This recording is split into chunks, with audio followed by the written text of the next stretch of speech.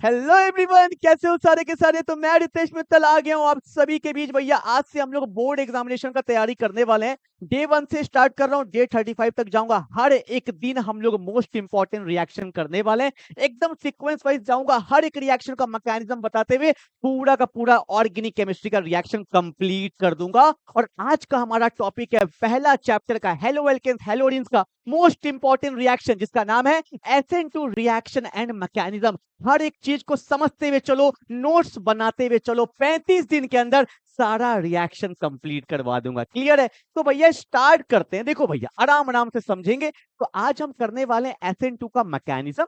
Mechanism जैसे complete होगा उसके बाद हम लोग क्या करेंगे, SN2 के रिएक्शन। क्लियर है ना? तो देखो भैया नाम क्या है, SN2। तो ये S क्या है, समझो भैया S क्या है। तो S का मतलब होता है सब्स्टिट्यूशन। क्या होता है भैया? सब्स्टिट्यूशन। आप बोलोगे सर सब्स्टिट्यूशन क्या होता है? देखो भैया, आप वहां बैठे हो, मैं यहाँ बैठा हूं, आप आ गए मेरे जगह पे, मैं चला गया आपके जगह पे, हम दोनों ने एक दूसरे को रिप्लेस कर दिया। हटाया नहीं, रिप्लेस कर दिया। तो रिप्लेसमेंट को ही क्या बोलते हैं, सब्स्टिट्यूशन। क्लियर है? तो ध्यान से देखो भैया, एस का मतलब क्या होता है, सब्स्टिट्यूशन। एन का मतलब क्या होता है भैया, न्यूक्लियोफाइल। तो मैंने यहाँ पे लिख दिया न्यूक्लियोफिलिक। एस का मतलब सब्स्टिट्यूशन, एन का मतलब न्यूक्लियोफाइल, और टू टू क्यों बोला गया, क्योंकि ये कैसा रिएक्शन है, बायमॉलिक्यूलर रिएक्शन है। तो इसका फुल फॉर्म क्या हो गया, सब्स्टिट्यूशन न्यूक्लियोफिलिक बायमॉलिक्यूलर रिएक्शन। पर आपको डाउट आ गया कि सर न्यूक्लियोफाइल क्या होता है, बायमॉलिक्यूलर क्या होता है। बोर्ड एग्जामिनेशन का तैयारी कर रहे हो, जेई नीट का तैयारी कर रहे हो, तो हर एक चीज पता होना चाहिए। देखो न्यूक्लियोफाइल को जनरली हम लोग NU माइनस से रिप्रेजेंट करते हैं। और जो न्यूक्लियोफाइल होता है ना यार, वो क्या होता है, इलेक्ट्रॉन डोनर स्पीसीज। डोनर मतलब ये अमीर है, ये इलेक्ट्रॉन डोनेट करना चाहता है। मैं तो बोलता हूं भैया ये क्या है, अमीर है। ठीक है? तो जो इलेक्ट्रॉन डोनेट करेगा वो क्या होता है, न्यूक्लियोफाइल। जनरली किससे रिप्रेजेंट करते हैं, NU माइनस से। और यहाँ पे सब्स्टिट्यूशन किसका होने वाला है, न्यूक्लियोफाइल का। इतना क्लियर है? पर आप बोलोगे सर ये बायोमोलिकुलर क्या है। तो ये क्वेश्चन मेरा आपसे है। जब आप पूरा मैकेनिज्म पढ़ लोगे तो मैं आपसे पूछूंगा कि इसको बायोमोलिकुलर क्यों बोला गया। ठीक है? तो S क्लियर है, N क्लियर है, और 2 का मतलब आप मुझे बताओगे। क्लियर है ना? तो स्टार्ट करते हैं मैकेनिज्म। देखो यहाँ पे मैंने क्या लिया है, एक एल्काइल हैलाइड। अब बोलोगे सर एल्काइल हैलाइड क्या होता है। एल्काइल वर्ड का मतलब होता है कार्बन का चेन। किसका चेन, कार्बन का chain. Like methyl, ethyl, propyl, जहां पे कार्बन का चेन आता है उसको बोलते हैं एल्काइल। ठीक है? हैलाइड का मतलब क्या होता है भैया, हेलोजन। हेलोजन बोले तो फिर कल बाहर आई आंटी। अरे कौन आ गए भैया, अरे फिर कल बाहर आई आंटी। फिर मतलब फ्लोरीन, कल मतलब फ्लोरीन, बाहर मतलब ब्रोमीन, आई मतलब आयोडीन, एटी मतलब आई मतलब एस्टेटीन। तो ये सारे हेलोजन्स होते हैं। तो एल्काइल हैलाइड का मतलब जिसमें कार्बन का चेन हो और हेलोजन हो। ध्यान से देखो भैया, यहाँ मैंने क्या लिखा है, अगर मैं इसको अच्छे से दिखाऊं तो ये बेसिकली लिखा हुआ है CH3Br, जिसमें कार्बन का चेन है और हेलोजन भी है। बोलो हाँ या ना।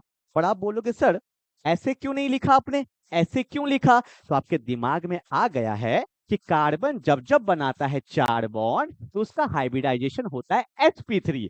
और जब sp3 होता है तो उसका ज्योमेट्री होता है टेट्राहेड्रल। और ये जो ज्योमेट्री है ये टेट्राहेड्रल है। तो जब कभी भी ऑर्गेनिक केमिस्ट्री पढ़ो तो मैकेनिज्म पढ़ो तो प्रॉपर ज्योमेट्री के साथ हमें दिखाना होता है। देखो ये एक्स एक्सिस है, ये वाई एक्सिस है, ये बाहर वाला, ये जो वेज पोजीशन है ना, ये बोर्ड के बाहर है, और डैश मतलब बोर्ड के पीछे है। तो ये प्रॉपर जो ज्योमेट्री है इसी को बोला जाता है टेट्राहेड्रल ज्योमेट्री। क्लियर है? 4 बॉन्ड बनाता है तो हाइब्रिडाइजेशन क्या हो जाता है, sp3। ये बेसिक है, हर एक चीज सीखते हुए चलो। क्लियर है भैया? तो देखो, तो यहाँ पे कौन है, न्यूक्लियोफाइल। सब्स्टिट्यूशन किसका होने वाला है, न्यूक्लियोफाइल का। तो मैकेनिज्म को स्टार्ट करते हैं। ध्यान से देखो भैया क्या होगा, ध्यान से देखेंगे। देखो कार्बन और हेलोजन में ज्यादा इलेक्ट्रोनेगेटिव कौन होता है, हेलोजन। इसकी वजह से यहाँ पे चार्ज आता है डेल्टा माइनस और यहाँ पे चार्ज आता है डेल्टा प्लस। क्लियर है? जो ज्यादा इलेक्ट्रोनेगेटिव होता है वो इलेक्ट्रॉन को अपने तरफ खींचता है, और हैलोजन जो होता है ना यार, वो ज्यादा इलेक्ट्रोनेगेटिव होता है कार्बन से, इसलिए वो हमेशा कार्बन से इलेक्ट्रॉन क्या करता है, अपने तरफ खींचता है, जिससे यहाँ पे चार्ज आया डेल्टा माइनस और यहाँ पे चार्ज आया डेल्टा प्लस। कोई दिक्कत नहीं। अब देखो न्यूक्लियोफाइल का तमन्ना क्या है, माइनस को लाइफ में क्या चाहिए, प्लस चाहिए, तो ये माइनस इस पे अटैक करना चाहता है, पर कभी कभी भैया हमारा तमन्ना पूरा नहीं हो पाता है, इसलिए मेहनत तो करना पड़ेगा, मेहनत करोगे तो तमन्ना जरूर पूरा होगा। ध्यान से देखो, जब ये माइनस प्लस पे अटैक करने जा रहा था तो आसानी से अटैक नहीं कर पाया। आप बोलोगे क्यों, सीखो भैया, एक एक चीज सीखो, क्योंकि यहाँ पे भी माइनस है, यहाँ पे भी माइनस है, तो जब ये सामने से आ रहा था तो माइनस और माइनस में यहाँ पे क्या हो गया भैया, रिपल्शन हो गया। क्या हो गया, रिपल्शन हो गया। इस वजह से न्यूक्लियोफाइल सामने से अटैक नहीं कर पाता है। एमसीक्यू का पॉइंट बन गया भैया क्या, कि एसेंटो मैकेनिज्म में न्यूक्लियोफाइल फ्रंट साइड से अटैक नहीं कर पाता, क्योंकि हमें प्रॉपर दिख रहा है कि माइनस माइनस में क्या हो गया, रिपल्शन, और जब जब रिपल्शन होगा तो भैया कैसे अटैक करेगा, तब जाके न्यूक्लियोफाइल दिमाग लगाता है नहीं भैया कुछ तो करेंगे। अगर भैया लगन से काम करोगे तो सफलता जरूर मिलेगा। न्यूक्लियोफाइल बोला कोई बात नहीं, आगे से जाने नहीं देगा तो भैया पीछे से अटैक करेंगे, अगर आगे से एंजॉय नहीं मिलेगा तो पीछे से एंजॉय करेंगे। तो देखो क्या हुआ, न्यूक्लियोफाइल ने मेहनत किया और कहां से अटैक किया भैया, बैक साइड से। ये सामने ही रह गया, न्यूक्लियोफाइल कहां से अटैक किया, बैक साइड से। बहुत सॉलिड क्वेश्चन बन गया कि SN2 मैकेनिज्म में या SN2 रिएक्शन में न्यूक्लियोफाइल कहां से अटैक करता है, तो आप आंख बंद करके बोल दोगे बैक साइड से। क्यों, क्योंकि सामने से क्या हो रहा था, रिपल्शन। तो जैसे ही अटैक किया, आपको पता है कि भैया जब जब नया बॉन्ड बनता है तब तब पुराना बॉन्ड टूट जाता है। तो देखो क्या हुआ, अगर मैं आपको दिखाऊं तो देखो क्या हुआ, देखना ये कौन है, कार्बन, ऊपर कौन है, एच, यहाँ पे कौन है भैया, वेज पोजीशन पे भी एच है, यहाँ पे कौन है, यहाँ भी एच है। तो देखो भैया नया बॉन्ड बन रहा है किसके साथ, किसके साथ, न्यूक्लियोफाइल के साथ, और पुराना बॉन्ड टूटने वाला है किसका, जो परेशान कर रहा है, कौन है भैया, Br है। वैसे मैंने Br ले लिया, आप चाहो तो Cl भी ले सकते थे, ठीक है ना, हेलोजन कोई भी हो सकता है। तो ये जो फेज बनता है ना, एग्जाम में आपको इसको दिखाना होगा, इसको अपन लोग पता है क्या बोलते हैं, इसको बोलते हैं ट्रांजिशन स्टेट। क्या बोलते हैं बोलो भैया, ट्रांजिशन स्टेट, जहां पे आपको ट्रांजिशन देखने को मिलेगा, क्या, कि भैया नया बॉन्ड बन रहा है न्यूक्लियोफाइल का और पुराना बॉन्ड टूट रहा है। अब देखो जो डाउट आता है, होता क्या है ना, कि हम तो रटने आते हैं, रटने आते हैं और रट के चल जाते हैं, समझ में आता नहीं है। बहुत लोग को डाउट आ जाता है कि सर क्या ये स्टेप नंबर 1 है क्या, अबे नहीं, this is not the step, this is not the step, ये बस एक ट्रांजिशन फेज है जहां पे आप विजुलाइज कर सकते हो, ये कोई स्टेप नहीं है, रिएक्शन यहाँ पे स्टॉप नहीं होता है। अगर रिएक्शन यहाँ पे स्टॉप होता तब ना हम लोग बोलते this is the first step. अब बोलोगे सर ये स्टेप क्यों नहीं है, एक बात बताओ, कार्बन 5 बॉन्ड बना सकता है क्या, यहाँ पे कार्बन 5 बॉन्ड बनाया है तो रिएक्शन यहाँ पे स्टॉप होता ही नहीं है।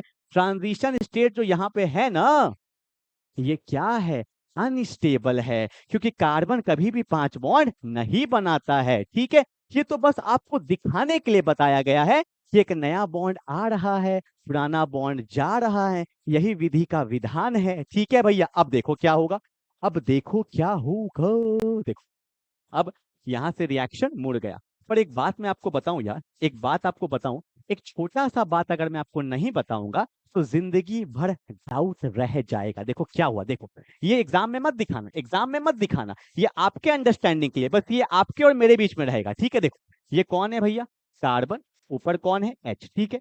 यहाँ कौन आ गया भैया, न्यूक्लियोफाइल, ठीक है। फिर यहाँ कौन है, वेज पोजीशन पे कौन है, एच है, और डैश पोजीशन पे कौन है, एच है, ठीक है ना। ये देखो बिल्कुल दिखा, क्योंकि ये बॉन्ड तो जा चुका है, ये बॉन्ड टूट चुका है, तो ये आंसर आना चाहिए ना, बोलो ना हाँ या ना। जो तुम्हें दिख रहा है वही दिख रहा है ना, तो मतलब ये बॉन्ड जब टूट गया तो ये कुछ ऐसा दिखना चाहिए, बिल्कुल आप बोलोगे हाँ, पर ये ऐसा होता नहीं है, ये सब में डाउट आ जाता है। पता है क्या हुआ, तुम खुद देखो, न्यूक्लियोफाइल नया नया मेहमान आया, यहाँ पे H है, यहाँ पे भी H है, तो सब एक जगह पे आ गए। ये प्लेस पूरा का पूरा खाली है, मतलब होता है ना क्राउडिंग बढ़ गया। न्यूक्लियोफाइल नया-नया मेहमान आया, इसको भैया दिक्कत हो रहा था। तो क्या हुआ? क्या हुआ? न्यूक्लियोफाइल ने इस वाले H को बोला, अरे जो हमारे बगल में उसी को ना बोलेंगे यार, ये बगल वाले H को बोलता है क्या? H, H, तुम वहां चले जाओ ना यार, तुम वहां चले जाओगे तो किसी को कोई दिक्कत नहीं होगा, प्लीज चले जाओ वहां। अब देखो भैया, हमारे घर में भी जब कोई नया नया मेहमान आता है तो उसका बात सुनते हैं कि नहीं सुनते हैं, तो उसी तरह से एच भी भावुक होके न्यूक्लियोफाइल का बात मान लिया और ये अपना पोजीशन को चेंज करके किधर चले जाता है? इस साइड चले जाता है। तो देखो फाइनल आंसर क्या आता है, जो एग्जाम में हमें डायरेक्टली दिखाना होता है, ये एच है, ठीक है। यहाँ कौन है भैया? न्यूक्लियोफाइल है, बोलो हाँ या ना। अब यहाँ कौन है? गैस पोजीशन पे कौन है? एच, क्योंकि वेज वाला जा चुका है इधर, ठीक है। That's my final answer. अब तुम नोटिस करो, जब जब कार्बन 4 बॉन्ड बनाता है तो ज्योमेट्री कैसा होता है? टेट्राहेड्रल। क्या यहाँ पे ज्योमेट्री टेट्राहेड्रल था? नहीं। और ये जो मुड़ के इधर गया ना, इसी को बोला जाता है इनवर्जन, इन्वर्ट कर गया, इनवर्जन। और इसका पूरा नाम हम लोग क्या बोलते हैं? Stereo chemical inversion. बोलो बोलो एक बार, क्या? Stereo chemical inversion. क्लियर है? अगर मैं डायरेक्टली ये बता देता तो आपको ये फील नहीं आता, बोलो ना हाँ या ना। इसलिए एग्जामिनर को मत दिखाना। देखो बहुत सारा चीज जो होता है, जो हम दोनों के बीच में होगा, एग्जामिनर तक ले जाओगे तो नंबर क्या चलेगा, क्योंकि उसको खुद नहीं पता भैया हाँ या ना। इसलिए बोल रहा हूँ, ये अंडरस्टैंडिंग हो गया ना कि भैया बगल वाले को बोलेगा जाओ ना, क्यों दिक्कत हो रहा है। तो एग्जाम में ये दिखाएंगे, ये दिखाएंगे और ये दिखाएंगे, ये हमारे और आपके बीच में है, जिससे आपको ये चीज क्लियरिटी आ गया। अब देखो भैया, जब जब नया बॉन्ड बनेगा तो पुराना बॉन्ड तो टूट गया था ना, तो टूट गया तो यहाँ दिखाओ ना, क्या? बी आर पे माइनस, ठीक है। अब बोलोगे सर माइनस क्यों आया? क्योंकि यहाँ पे कौन सा चार्ज था? Delta minus. तो जब बॉन्ड टूटता है ना, तो जो डेल्टा पे चार्ज होता है वही हमारा एक्चुअल चार्ज आ जाता है, ठीक है ना। तो ये देखो भैया क्या हुआ, रिप्लेसमेंट देखो कैसे हुआ। पहले कौन फ्री था? न्यूक्लियोफाइल, बी आर लगा हुआ था। अब यहाँ देखो भैया क्या हुआ, न्यूक्लियोफाइल लगा हुआ है, बी आर निकल गया। मतलब किसका सब्स्टिट्यूशन हुआ? न्यूक्लियोफाइल का। न्यूक्लियोफाइल आया, हैलोजन गया, ठीक है। दिस मैकेनिज्म को ही हम लोग क्या बोलते हैं? SN2 mechanism. अभी बहुत बात मेरे को आपको बताना है, पहले जल्दी से इतना उतारो फटाफट से। उतारते हुए आगे बढ़ना है, हर एक चीज को फील आना चाहिए। बैक साइड से अटैक क्यों हुआ? यहाँ पे इन्वर्जन क्यों हुआ? क्योंकि आपको पता है इन्वर्जन अगर नहीं होता तो यहाँ पे क्राउडिंग हो जाता, और जब जब कार्बन 4 बॉन्ड बनाता है तो ज्योमेट्री हमेशा टेट्राहेड्रल होना चाहिए। तो जो वेज वाला पोजीशन होता है वो इन्वर्ट हो जाता है, मतलब इन्वर्जन हो जाता है, ठीक है। तो देखो ये सब चीज से थोड़ा फील आ जाता है, ठीक है। ऑर्गेनिक केमिस्ट्री बड़ा इंटरेस्टिंग पार्ट है यार, आप खाली करते चलो ना, 10 दिन के अंदर तो ऐसा पकड़ बना दूंगा ना आपका कि ऑर्गेनिक केमिस्ट्री से डर ही नहीं लगेगा, ठीक है। चलो भैया हो गया, हो गया, उतार लिया अच्छे से। अब कम से कम 5 पॉइंट आप मेरे साथ रिपीट करोगे, 5 पॉइंट। नहीं करोगे तो कोई फायदा नहीं, लिखना नहीं है, लिखने के लिए अगला स्लाइड है, खाली बोलना है। पहला पॉइंट सुनो, क्या? कि इन द SN2 रिएक्शन, बोलो एक बार, बोलो एक बार, बोलो ना, मजा आएगा। इन the SN2 reaction nucleophile attack from the back side. फिर से बोलो एक बार, क्या? इन द SN2 रिएक्शन, देखो भैया आप बैठ के देख रहे हो तो क्या बोलोगे तो मुंह में आने लगेगा word. In the SN2 reaction, in the SN2 reaction nucleophile attack from the back side, nucleophile attack from the back side, क्यों? In order to minimise repulsion, in order to minimise repulsion. सामने से repulsion हो रहा था, repulsion को कम करने के लिए कहां से अटैक किया? पीछू से। कहां से भैया? पीछू से अटैक किया, किया ना। अब देखो भैया पहला पॉइंट तो क्लियर हो गया। अब आते हैं दूसरा पॉइंट में, जिसमें सबको डाउट रहता है। मैंने बोला रिएक्शन कितने स्टेप में हुआ, बताओ। ये रिएक्शन कितने, यहां से यहां जो पहुंचे हैं, रिएक्शन कितने स्टेप में हुआ, खाली बता दो बस। अच्छा 2 स्टेप में, 2। अच्छा कितना? 3, 3, 3, कितना कितना कितना? 4। हाँ हाँ हाँ 4। अरे भैया यही तो समझ में, यही तो गलती करते हो। SN2 reaction takes place on single step. अब बोलोगे क्या बात कर रहे हो सर, अरे एक स्टेप, ये वाला जो दिखाए थे 2 स्टेप, यहाँ वाला 3 स्टेप। अरे भैया ऐसा नहीं होता है, ये सब आपको समझाने के लिए बताया था। मैंने बोला ना ये स्टेप नहीं है, रिएक्शन यहाँ रुकता ही नहीं है। क्या ऐसा होगा? रियलिटी में ऐसा होता है कि बगल वाले को बोलेगा जाओ ना उधर, चले जाओ ना। अब ये सब तो समझाने के लिए है। एक्चुअल में क्या होता है, जैसे ही अटैक करता है नया बॉन्ड बनता है, घूम के तुरंत यहाँ पे बॉन्ड बन जाएगा। मतलब एसेंट टू रिएक्शन जो होता है वो सिंगल स्टेप होता है। आंख बंद करके लिखना एग्जाम में क्या, कि SN two reaction is a single step reaction, it is an transition state not a step. ये कोई स्टेप नहीं है, ये कोई स्टेप नहीं है, ये सब आपको समझाने के लिए बताया गया है। SN two reaction single step में होता है। फिर से बोलो क्या, SN two reaction takes place on single step, it is a one step reaction. Clear है, कोई दिक्कत नहीं। कितना पॉइंट हो गया? 2 पॉइंट। तीसरा पॉइंट सुनेंगे क्या, कि मैंने बोला ये बायमोलिकुलर रिएक्शन है। आप बोलोगे सर बाय का मतलब तो समझ में आता है दो, मॉलिक्यूलर का मतलब समझ में आता है मॉलिक्यूल, तो ये बायमोलिकुलर क्या है? सुनना, हर रिएक्शन का रेट होता है। रेट का मतलब पता है क्या होता है? स्पीड। जैसे फिजिक्स में स्पीड बोलते हैं, केमिस्ट्री में हम लोग रेट बोलते हैं। तो हर रिएक्शन का अपना एक स्पीड होता है, अपना एक रेट होता है। तो इस रिएक्शन का जो रेट है, जो स्पीड है, वो दो दो चीज पे डिपेंड करता है। कैसे? एक तो एल्काइल हैलाइड पे भी डिपेंड करता है और एक न्यूक्लियोफाइल पे भी डिपेंड करता है, इसलिए इसको बायमोलिकुलर रिएक्शन बोला जाता है। बोलोगे सर समझ में नहीं आया, थोड़ा और बताइए। तो सुनना, न्यूक्लियोफाइल अगर पतला होगा, मतलब फिट एंड फाइन होगा, तो तुरंत भाग के अटैक करेगा। बोलो हाँ या ना, रिएक्शन का फास्ट होगा। अगर यही मोटू सा हो जाए, बल्कि हो जाए, तो भैया आराम आराम से जाएगा, रिएक्शन का स्पीड क्या हो जाएगा? कम, क्योंकि इसको चल के जाना है ना यार। मतलब रिएक्शन का स्पीड पहला तो किस पे डिपेंड करता है? न्यूक्लियोफाइल पे। लेस बल्कि होगा तो रिएक्शन फास्ट होगा, मोर बल्कि होगा तो रिएक्शन स्लो होगा। अगला चीज, कार्बन के सामने कौन है? एच एच एच, छोटू छोटू सा है। अगर यहीं पे कार्बन के सामने यहाँ पर भी कोई कार्बन का चेन लगा होता, यहाँ पे भी कार्बन का चेन लगा होता, यहाँ पे भी कार्बन का चेन लगा होता, अगर बल्कीनेस बढ़ जाता इस कार्बन का, एल्काइल हैलाइड का, तो न्यूक्लियोफाइल को अटैक करने में दिक्कत होता। अभी कार्बन में कोई ज्यादा बल्की ग्रुप नहीं है, तो अटैक करना क्या हो गया? आसान। इसीलिए यहाँ पे जो रिएक्शन होता है वो लेस बल्की एल्काइल हैलाइड में होता है। अगर यहाँ पे भी बल्कीनेस बढ़ गया तो न्यूक्लियोफाइल को अटैक करने में दिक्कत आएगा। इसलिए रिएक्शन का स्पीड दोनों पे डिपेंड करता है, एल्काइल हैलाइड पे भी, न्यूक्लियोफाइल पे भी। इसलिए इसको क्या बोला जाता है? Bimolecular reaction. क्लियर है? सब लिखवाऊंगा, खाली देखो ना, एक एक चीज खाली दिमाग में स्टोर करो ना। अगला चीज, जब कोई रिएक्शन होता है ना, तो हम लोग सॉल्वेंट का भी यूज करते हैं। तो यहाँ पे जो सॉल्वेंट यूज किया जाता है उसको बोला जाता है पोलर अप्रोटिक सॉल्वेंट। क्या बोला जाता है? Polar aprotic solvent. एमसीक्यू का पॉइंट है। जैसे एसीटोन एक बहुत अच्छा एग्जांपल है पोलर अप्रोटिक का। कितना पॉइंट हो गया? 4। अब सुनना भैया, यहाँ पे एसेंट टू रिएक्शन सबसे अच्छा किसमें होता है? 1 डिग्री एल्काइल हैलाइड में, क्योंकि लेस बल्की है। जैसे जैसे बल्कीनेस बढ़ेगा SN2 का रिएक्टिविटी कम होते जाता है, और 3 डिग्री में तो SN2 होगा ही नहीं, बल्कीनेस इतना ज्यादा बढ़ जाता है कि न्यूक्लियोफाइल अटैक कर ही नहीं पाएगा। क्लियर है? एक पॉइंट और बोल देता हूं कि यहाँ पे कैसा इन्वर्जन होता है?